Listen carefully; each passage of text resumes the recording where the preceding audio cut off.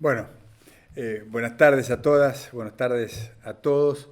Es para mí un placer participar de este cierre del programa sobre Estados Unidos de la Universidad Católica Argentina.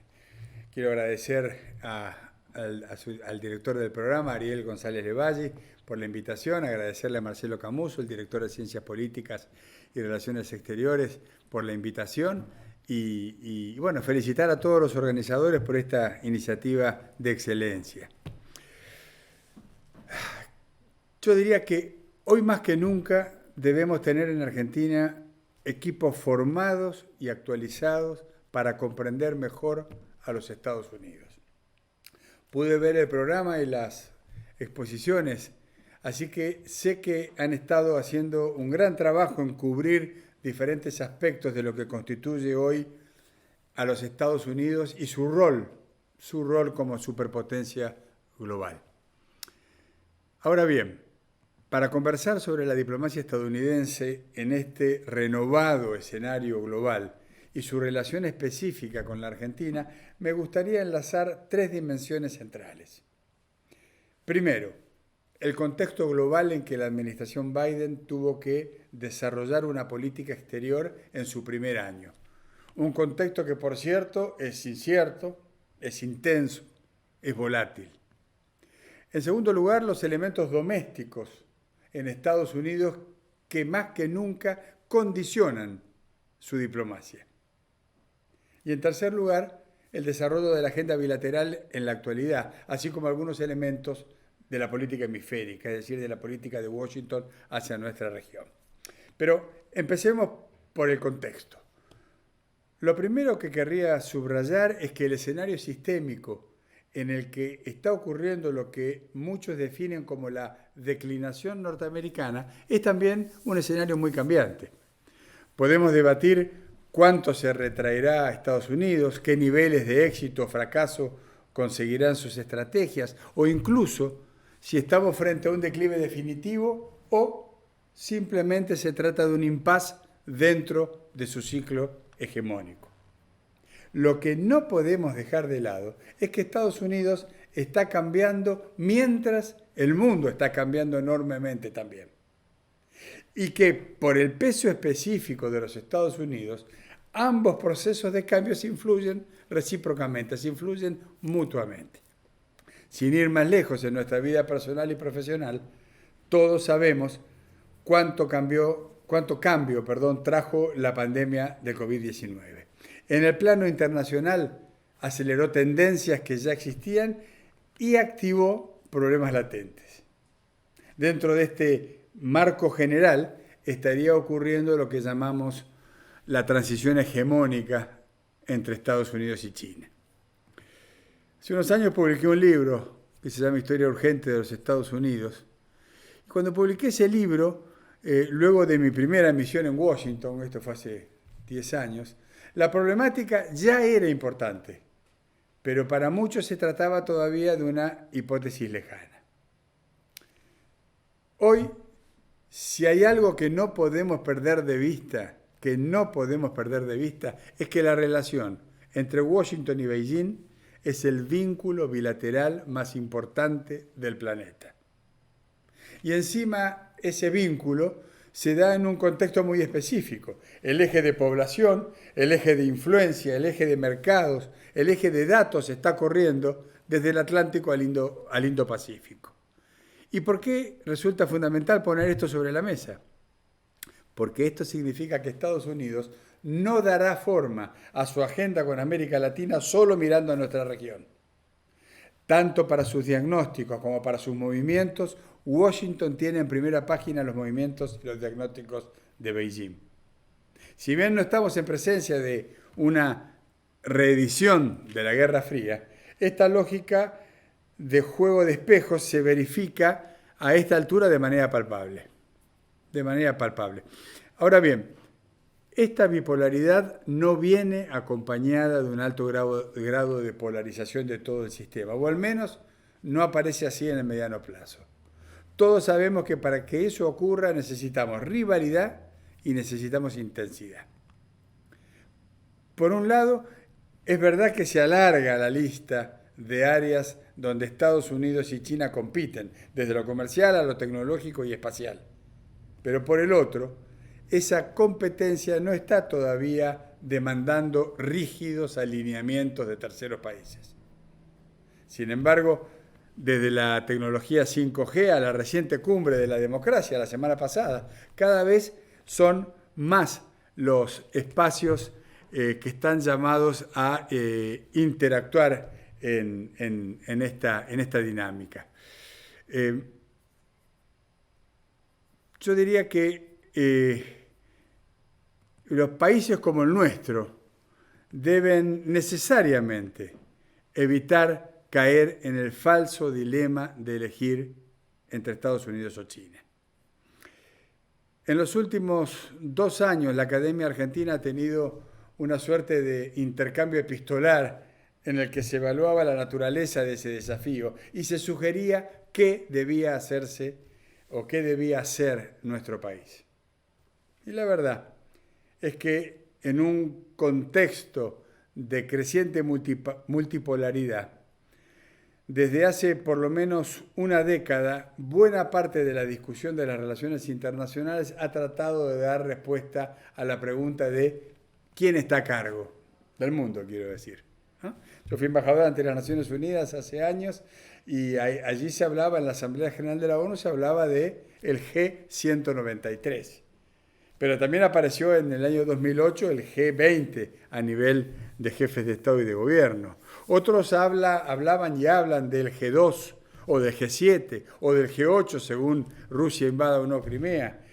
Algunos académicos como Ian Bremmer hablan de el G0 y otros hablan de un mundo multi-G, ¿no? O sea, la pregunta de quién está a cargo hoy ciertamente es una pregunta interesante y es una pregunta absolutamente vigente. Como todos sabemos, en relaciones internacionales las diferentes bibliotecas terminan mostrando un panorama que para mí es bastante claro. Estamos en presencia de un mundo multi-G. En lugar de un único sistema de jerarquías, hay una serie de sistemas desordenados y superpuestos.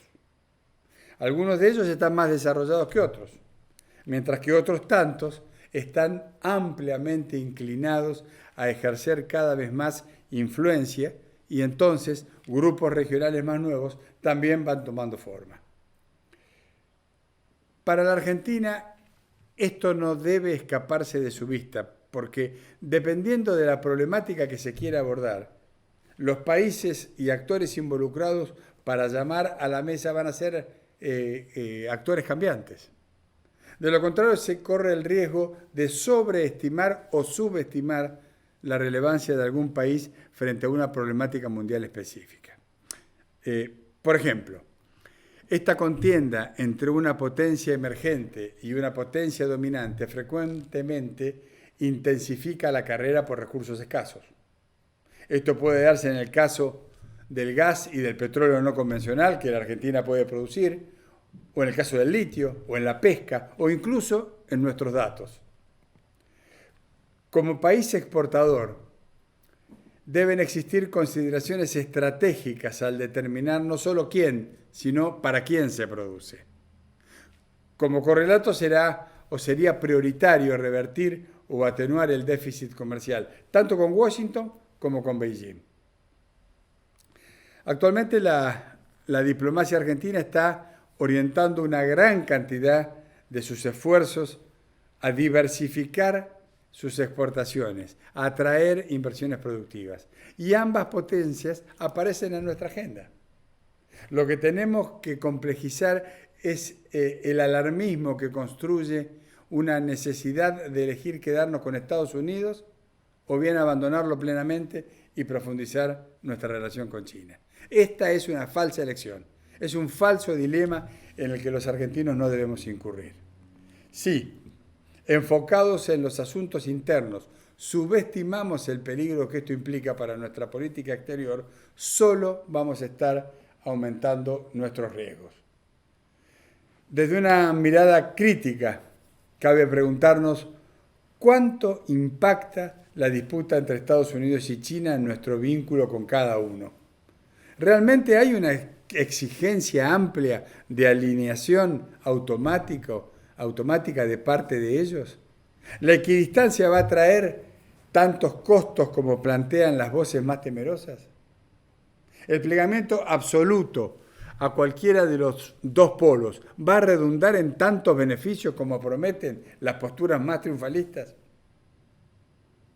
La verdad es que al final del día lo que estamos viviendo es nada menos que una posible transición de poder global, las cuales suelen durar décadas e implican consecuencias difíciles de imaginar con exactitud ex ante.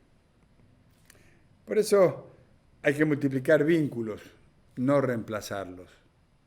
En cualquier caso, cuando en el tablero de las grandes potencias hay mucho movimiento, existen valiosas ventanas de oportunidad para asegurar más espacios de autonomía.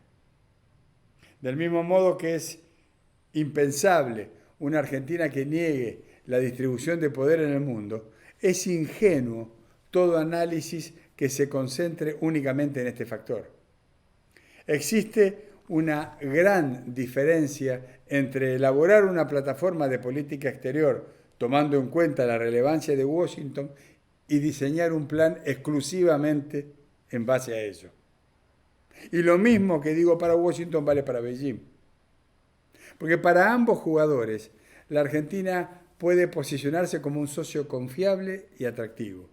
Si para Washington nuestro país puede ser un factor de estabilidad regional en el marco de un diseño de renacimiento hemisférico más amplio, para Beijing podemos ser variable de peso dentro de su ecuación de estabilidad interna.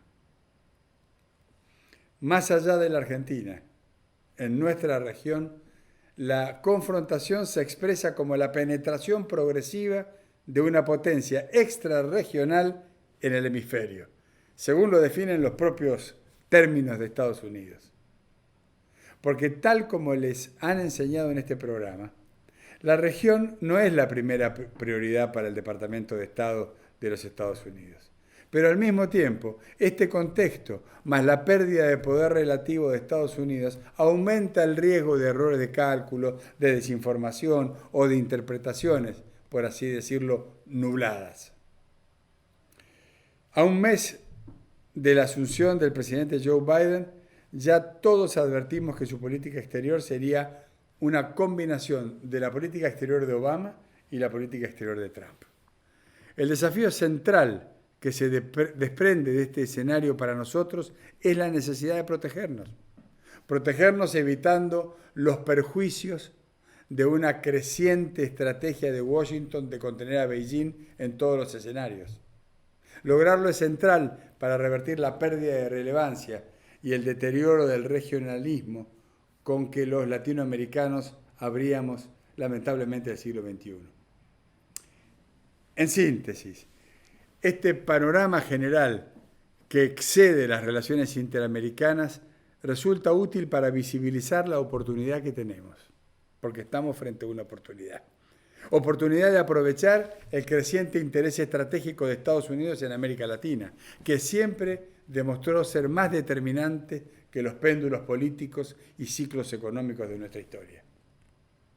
Para ahondar un poco más en la diplomacia de Biden, me gustaría también detenerme en los desafíos domésticos de Estados Unidos. Veamos. El mayor drama de los norteamericanos para su estrategia global es manejar su declinación cuando en el nivel interno se encuentra fracturado en múltiples clivajes. Aquí también hay una grieta, y hay una grieta severa en la sociedad norteamericana. Aunque influyen uno sobre el otro, podemos distinguir dos grupos de desafíos. Por un lado tenemos el desafío institucional y por el otro tenemos el desafío social. De un lado tenemos los problemas institucionales, les decía. En particular habrá que seguir muy de cerca la evolución de los partidos políticos en Estados Unidos. Por un lado, en los últimos años asistimos a una transformación del Partido Republicano. Trump, que llegó a quien yo presenté mis cartas credenciales en marzo del año pasado, Trump llegó como un outsider a la Casa Blanca. Pero por 4 años logró que los republicanos reconocieran su liderazgo militaran su reelección y bloquearan en el Congreso 2 pedidos de juicio político. Además de lograr que el establishment republicano cerrara filas tras él pudo mostrar una nueva forma de hacer política. Durante su presidencia empoderó a los grupos más reactivos de la sociedad, cuyo paroxismo se verificó en el ataque al Capitolio, en el ataque al Congreso de los Estados Unidos del pasado 6 de enero. Aquel día yo percibí, epidérmicamente les diría, percibí esa ruptura de las formas de la democracia norteamericana como un signo de los tiempos. Así como el COVID-19 dejó secuelas humanas en los cuerpos que todavía ignoramos, lo mismo va a pasar con ese 6 de enero en la democracia estadounidense. Necesitamos tiempo para precisar el alcance del daño infringido a la institucionalidad de este país, aquel impensable hecho que se verificó en el Capitolio norteamericano. Ahora, por más que Donald Trump haya dejado la Casa Blanca, el trumpismo lo sobrevive. Sé que en este programa han discutido sobre el rol del cuarto poder. La plataforma de medios Truth, Verdad, lanzada por el presidente, va a ser una herramienta para la batalla de las elecciones legislativas del año 2022. Ya de alguna manera hemos tenido en el mes pasado un anticipo de lo que va a ser el proceso electoral del 2022. Las elecciones de medio término van a determinar quién tiene la mayoría o por lo menos quién ejerce la primera minoría en ambas cámaras del Congreso, lo cual es mucho en términos de discusión de poder en este país. Pero volviendo a Trump, digamos que el discurso y los modos del expresidente conquistaron la Casa Blanca primero en 2016 y le permitieron sumar 12 millones de votos más en las elecciones del 2020. No fue reelecto, pero sumó 12 millones de votos, con lo cual, recuerden lo que les decía recién, más allá de la figura de Donald Trump, hay un fenómeno político que podemos definir genéricamente como el trumpismo, que es una fuerza que no está para nada en retirada. Ahora, sin una alternativa republicana a la vista, el trumpismo va a intentar reivindicar su presencia el año próximo en la escena política internacional, en la escena política nacional. Por otro lado, cambiemos de partido. El Partido Demócrata también libra puertas adentro una batalla por su conducción. Le diría más, libra una batalla por su esencia. Los demócratas zigzaguearon todo el año 2020 buscando un liderazgo que le garantizara la victoria, aunque eso significó dejar irresuelto el debate interno del partido, un debate que se expresa claramente en la división entre moderados y progresistas, un debate que sobrevive las elecciones del año pasado y que está vigente y presente hoy en el debate interno del partido, en el debate de las cámaras y en el discurso público. Bueno, por fin llegó el 20 de enero y el presidente Biden tomó posesión de su cargo. Su gabinete es el gabinete más diverso de la historia norteamericana. Ese gabinete es reflejo de la pluralidad, pero también hay que decirlo, es reflejo de las tensiones que se verifican al interior del partido. El gabinete se conformó en función del mosaico de posturas que supone el partido de gobierno. Fíjense ustedes que yo suelo decir que en Argentina todo lo que pasa, hasta ahora pasa dentro del partido, de la alianza de gobierno. Y la oposición mira desde afuera y a veces alimenta cuando puede la contradicción. En este país no gobierna una alianza de partido, gobierna un partido. Sin embargo, todo lo que pasa, pasa dentro de ese partido, por las distintas y tan diversas expresiones que ese partido tiene, que generan tensiones hacia adentro del partido de gobierno y por lo tanto hacia el gobierno. En su asunción, Biden hizo un llamado a la unidad interna, pero yo creo que fue uno de los llamados más vehementes desde el fin de la guerra civil, o sea, desde la historia misma de los Estados Unidos. Él dijo 3 veces unity, unity, unity, colocando el valor de la unidad como una como una premisa fundamental, esencial, diría yo, de lo que aspira hacia la impronta de su gestión. Ahora, esa urgencia política supone también una urgencia económica y una urgencia sanitaria. El primer año de Joe Biden tuvo como desafíos internos la salida de la recesión y la gestión de la pandemia. Una pandemia que todavía no terminó y que aún hoy genera fuertes descontentos sociales. A diferencia de lo que ocurre en países como el nuestro, en este país se está librando una batalla a fondo, tratando de convencer a un porcentaje importante de la población que deba vacunarse. Es una discusión que uno ve en el discurso del presidente, uno ve en el discurso de los gobernadores de Estado, en las legislaturas, omnipresente, diría yo. Porque hay un porcentaje importante de la población, más del 30%, depende del estado donde nos ubiquemos, que rechaza directamente la posibilidad de la vacunación. A comienzos del año leíamos y escuchábamos permanentemente alusiones a los locos años 20, como si la administración Biden viniera a reeditar una nueva era de bonanza ilimitada. Hoy está claro que las expectativas así formuladas eran demasiado altas. Algo para destacar en este primer año de mandato es la aprobación del histórico plan de infraestructura a gran escala destinado a crear millones de puestos de trabajo y reinventar la economía con menos emisiones de carbono. Por cierto, el Build Back Better tiene sus raíces en el Green New Deal y refleja cuán lejos llegó la agenda del ala más radical de los demócratas. Aquí el gobierno de Biden ha buscado apoyarse de alguna manera en los gobiernos de Franklin Roosevelt y Lyndon Johnson. Esto quiere decir reactivación económica y lucha contra la desigualdad sistémica, lucha contra la pobreza, evocando aquella guerra a la pobreza declarada por el presidente Johnson. Pero bueno, decía al principio, más allá de los problemas, más allá de los partidos, encontramos los problemas sociales. Estados Unidos acelera su transformación demográfica, acelera su transformación social, su transformación cultural. Su población envejece y se vuelve más diversa. Y esas dos variables tuvieron el mayor impacto electoral en 3 décadas. No olvidemos que los latinos ya desplazaron como primera minoría étnica a los afroamericanos con casi 50 millones de personas.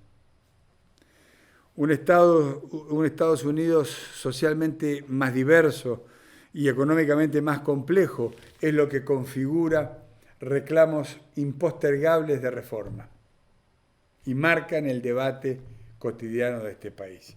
La pobreza y la desigualdad racial, la salud y las migraciones son solo algunos temas que están al tope de la agenda para los ciudadanos, según lo señalan diversas encuestas, en particular una que yo sigo con especial interés, que es la del Pew Research.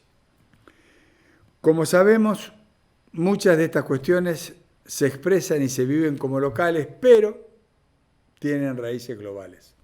Se están verificando allende las fronteras en todos lados.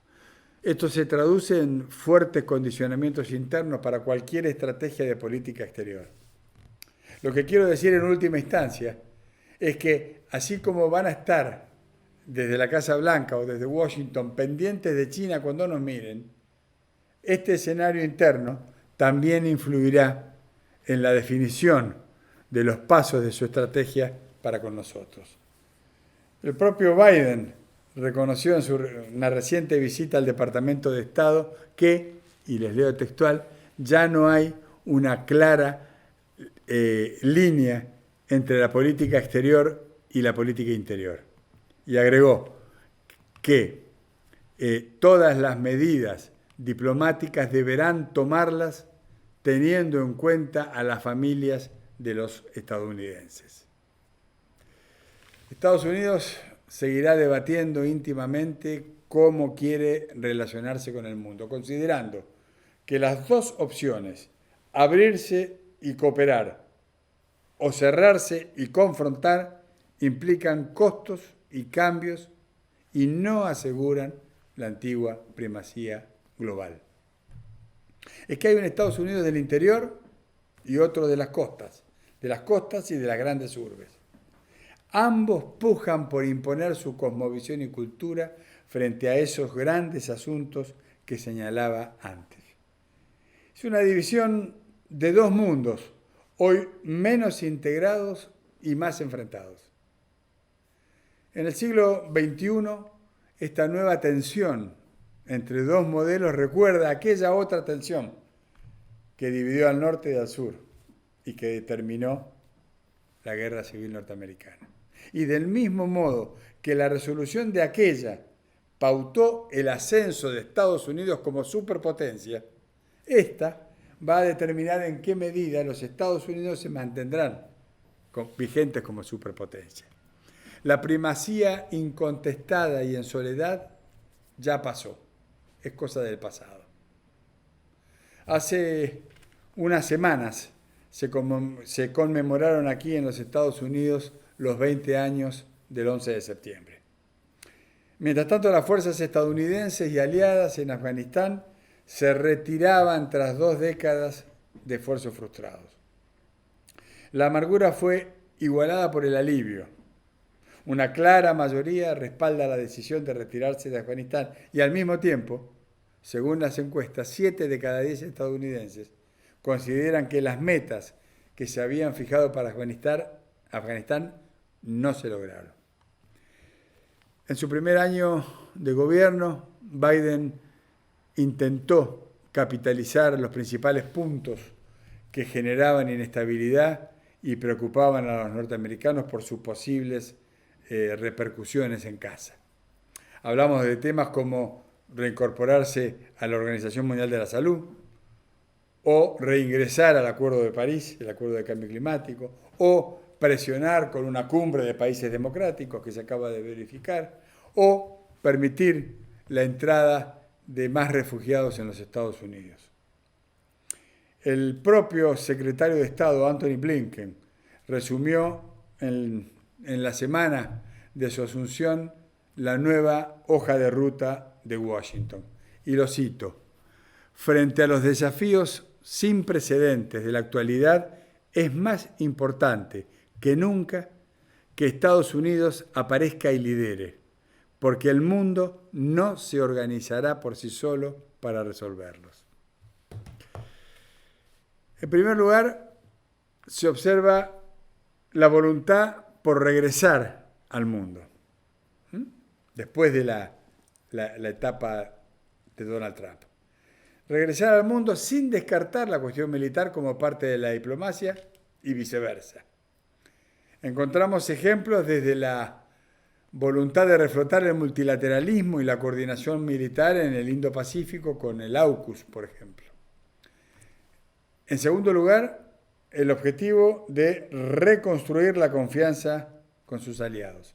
Biden sabe bien que precisa de otros interlocutores para administrar mejor varias crisis globales. Necesita del Reino Unido, necesita de Francia, Alemania, Italia, Japón, Australia, Corea del Sur, México, Israel. Yo pondría a todos estos países en una misma línea de necesidad desde Estados Unidos.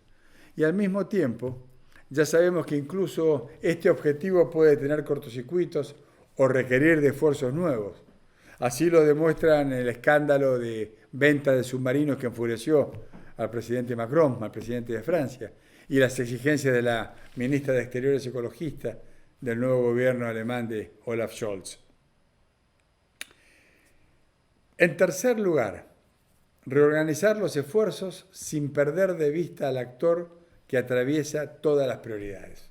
Esto quiere decir China, el actor que atraviesa todas las prioridades de la agenda exterior de los Estados Unidos. Recientemente, en Foreign Affairs Latinoamérica, los argentinos Esteban Actis y Nicolás Creus explicaron esta rivalidad en 6 dimensiones. la comercial, la tecnológica, la ideológica, la militar, la financiera y la ecológica.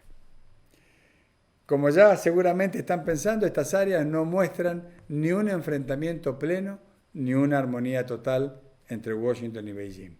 Por ahora, buscan una coexistencia mutuamente beneficiosa en el reconocimiento de que los dos jugadores necesitan estar sentados en la mesa para que las grandes crisis compartidas puedan encontrar una solución. Vendría a ser así, algo así como una suerte de asociación de rivales, en tanto la competencia es cada vez mayor, pero la cooperación es sencillamente indispensable. Bueno, pasemos ahora a nuestra región. La fórmula que la campaña de Biden escogió para las relaciones hemisféricas rezaba seguridad, prosperidad y democracia. Seguridad, prosperidad y democracia en ese orden. ¿Qué ocurrió en 2021? Al momento de relanzar las relaciones interamericanas, Biden encuentra una región más empobrecida, por lo tanto más necesitada, políticamente fragmentada y socialmente volátil, mucho más que hace 4 años. A los ojos de Washington, este diagnóstico revela, por un lado, a un hemisferio más proclive a aumentar sus vínculos con China. Y aunque ha pasado poco tiempo, podemos identificar determinadas prioridades puntuales de la administración demócrata para la región. Una mayor preocupación hacia la agenda climática y las reservas naturales de América Latina, un interés en que los gobiernos de la región logren mantener bajo control la pandemia desde un punto de vista sanitario, una mayor retórica contra el autoritarismo y las violaciones de derechos humanos, una búsqueda de mayores vínculos comerciales, siempre y cuando no entren en conflicto con el empleo de los norteamericanos. Por eso a mí me parece que un buen termómetro para medir esto va a ser la 9ª Cumbre de las Américas que se va a celebrar en los Estados Unidos probablemente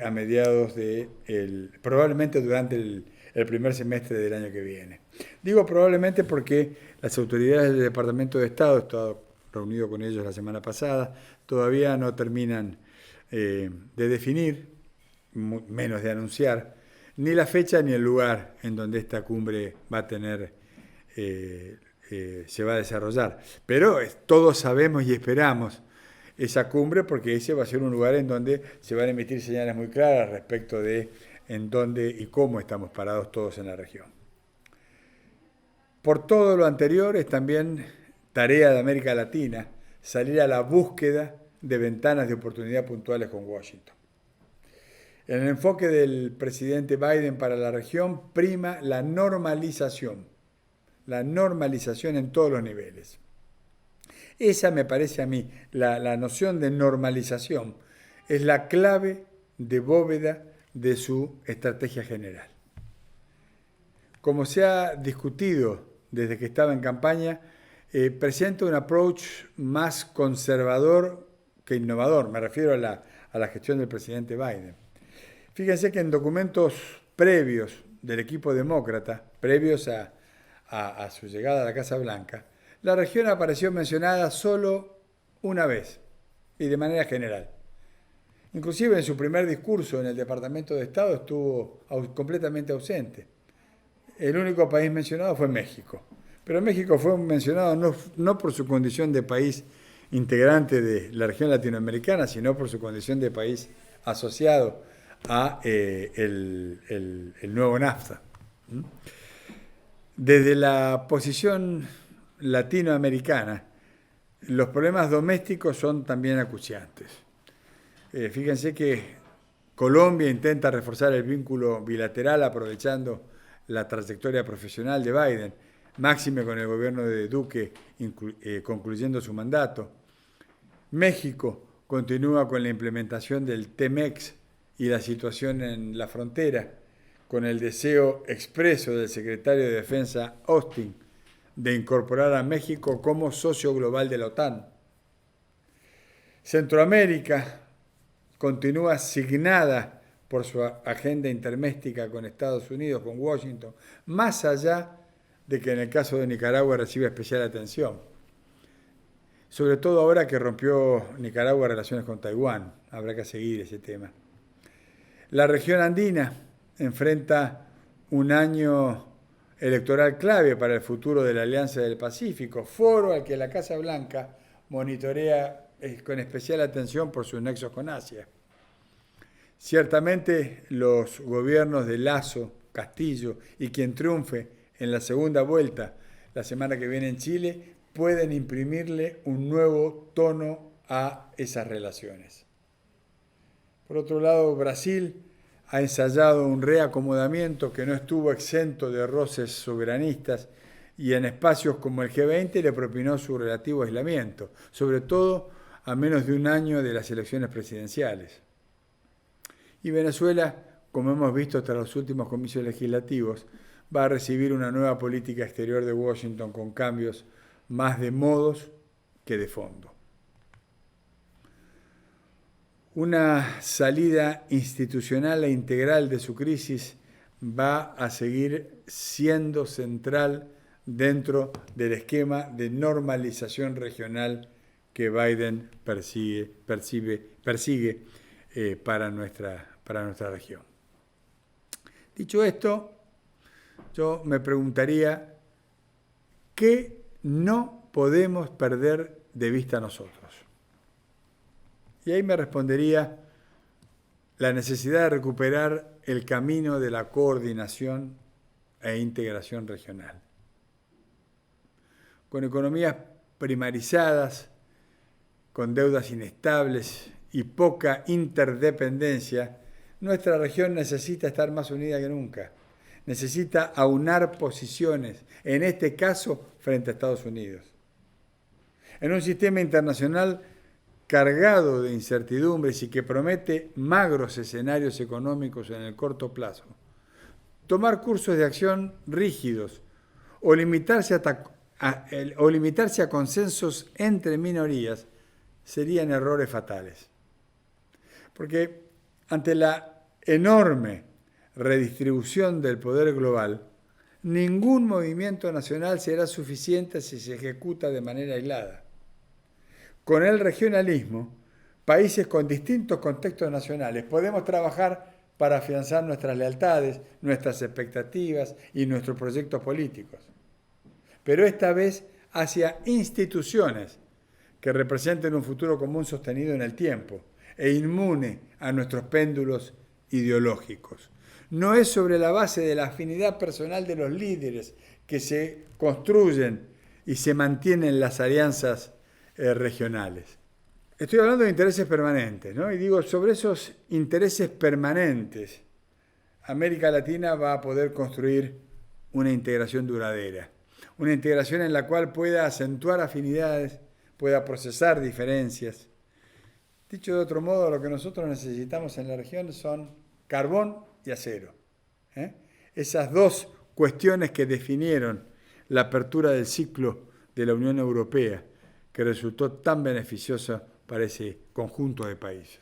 Intereses permanentes, carbón y acero. Me gustaría entonces finalizar haciendo más foco en la agenda bilateral entre Argentina y Estados Unidos. Como cada etapa que inicia, esta nueva administración en Washington abrió en estos meses un amplio abanico de renovadas posibilidades de relacionamiento, intercambio, cooperación.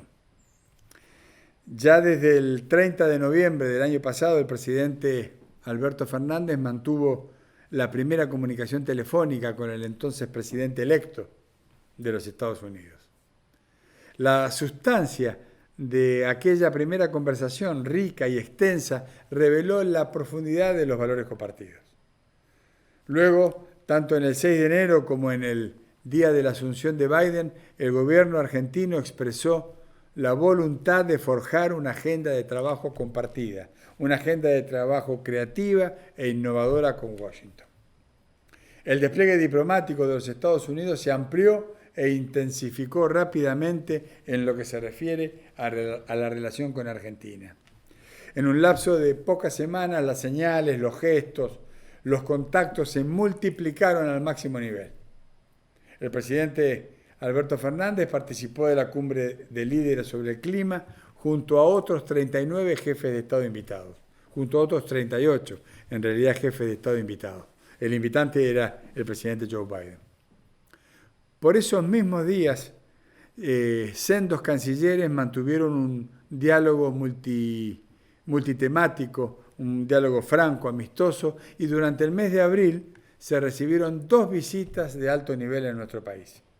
Por un lado, el jefe del Comando Sur, el almirante Craig Fowler, y por el otro, la visita de Juan González. Juan González es el asistente especial del presidente Biden y director principal del Consejo de Seguridad Nacional para el Hemisferio Occidental, que vino acompañado además de Julie Chong, que es la subsecretaria para asuntos hemisféricos, para asuntos del hemisferio occidental del Departamento de Estado. Y esta visita en realidad precedió o de alguna manera preparó el camino para otra visita trascendente que recibimos en la Argentina. Me refiero a la visita de Jake Sullivan. Sullivan es un hombre muy importante en este gobierno. Es el asesor de seguridad nacional del presidente Biden, pero además es el coordinador de la política exterior de los Estados Unidos. Bueno, él estuvo en Buenos Aires, se hizo un almuerzo de trabajo en Olivos con el presidente, y la verdad es que esta visita se sumó a este intercambio de altos protagonistas, digamos, de nuestros gobiernos. Y Argentina celebró la reincorporación que mencionaba antes de los Estados Unidos a la Organización Mundial de la Salud. El compromiso asumido por Biden de renovar su financiamiento y la participación en la distribución equitativa de vacunas fue una importante señal para nosotros. Y esto se verificó después en hechos, en una primera donación, recuerdo, de 3,5 millones de dosis de Moderna, que se verificó en el año 2021 y que de alguna manera a nosotros nos marcó una etapa en nuestra propia lucha contra la pandemia en la Argentina. En términos comerciales, quiero destacar que nuestro país avanza en la exportación de servicios digitales a los Estados Unidos como su principal destino, impulsado por la decisión política del Estado argentino de desarrollar la economía del conocimiento.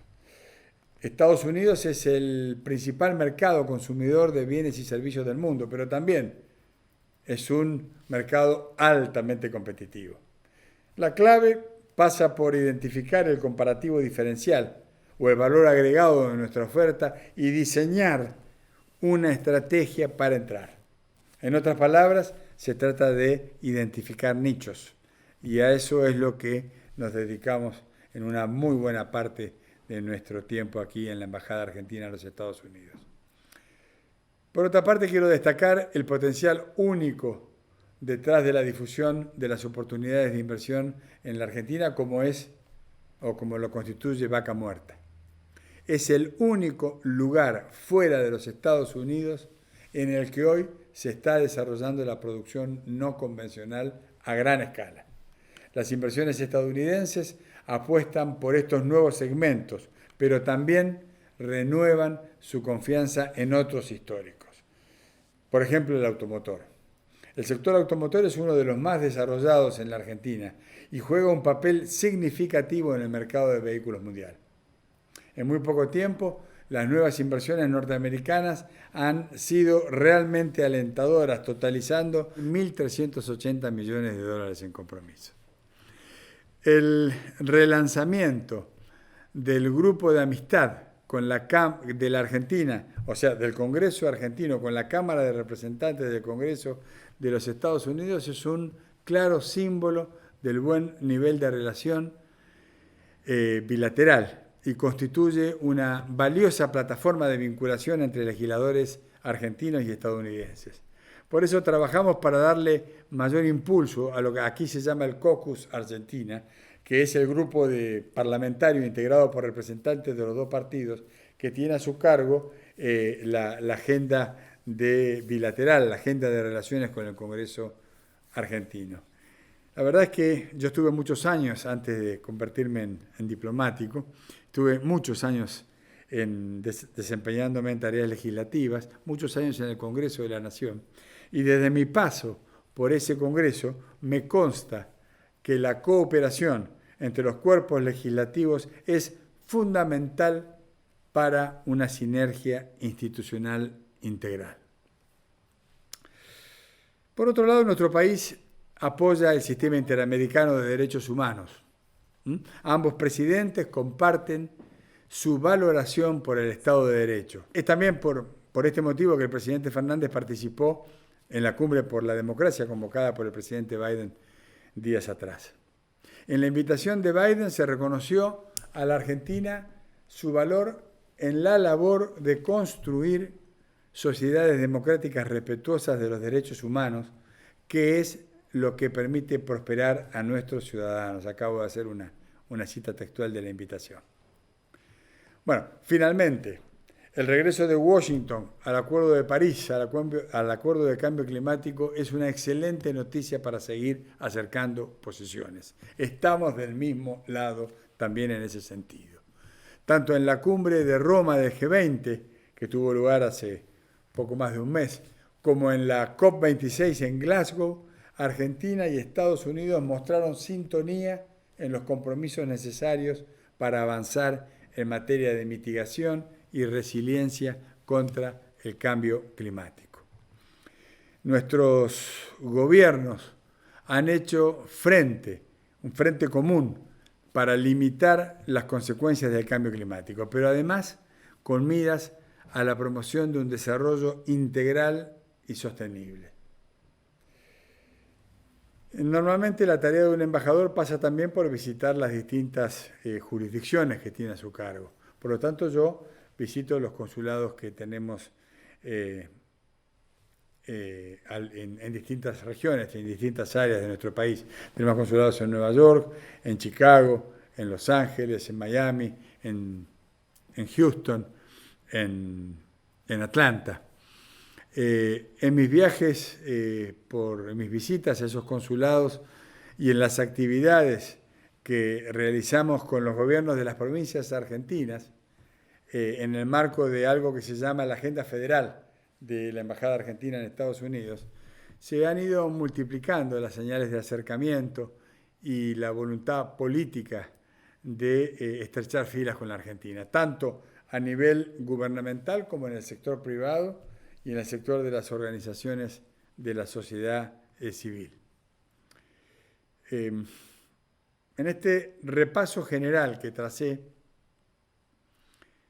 fíjense que vemos que Argentina está pudiendo posicionarse como un interlocutor de interés en este país.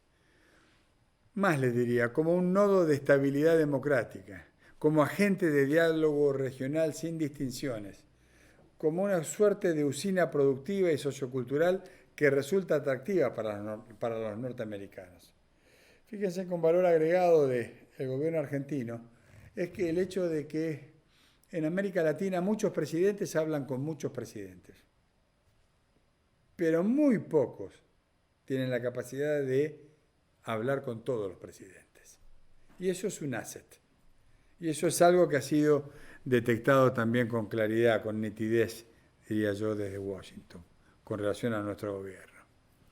Y es en este marco que estamos haciendo avanzar la agenda argentina. Por un lado, aquella que es global y regional, pero que también es nuestra. Y por el otro, la estrictamente nacional, que a su vez contempla los intereses de las provincias y los intereses de los municipios de nuestro país. En suma, la Argentina va a continuar articulando una, llamémosle, estrategia de cobertura. A mis ojos, la estrategia más indicada para lograr la máxima sintonía posible con Washington. La compleja realidad global y la densa agenda bilateral que nos enmarca exige una conducta mixta de acomodamiento y oposición para lograr una relación inteligente y madura. Y en eso estamos trabajando. Yo estoy convencido de que nuestro país podrá fortalecer los lazos bilaterales para contribuir al desarrollo de los dos pueblos, promover la estabilidad de la región y a la vez favorecer la gobernanza global adecuada que demanda esta hora crucial del siglo XXI que nos toca vivir. Por eso estoy viendo mi reloj, sin extenderme más, las y los felicito nuevamente por haber concluido este programa de estudio. Y en todo caso, le cedo al profesor González Levalli nuevamente la palabra. Muchas gracias.